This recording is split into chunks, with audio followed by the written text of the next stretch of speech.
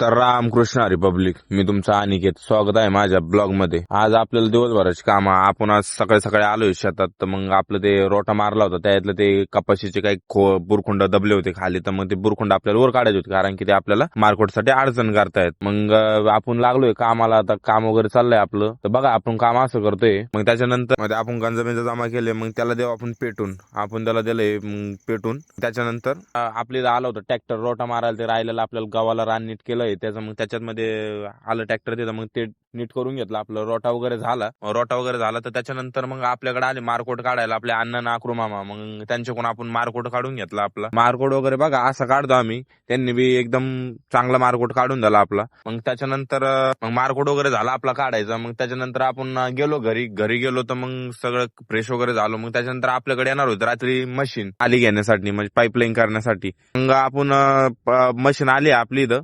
Machine आली तर म्हणलं चला आपण बी चालून बघू. बसलो मग मशीन चालवायला. बघा जमते की नाही आपल्याला, कमेंट करून सांगा. रात्री मग मशीन आली, पाईपलाईन सुरू झाली आपली. मग पाईपलाईन वगैरे झाली आपली.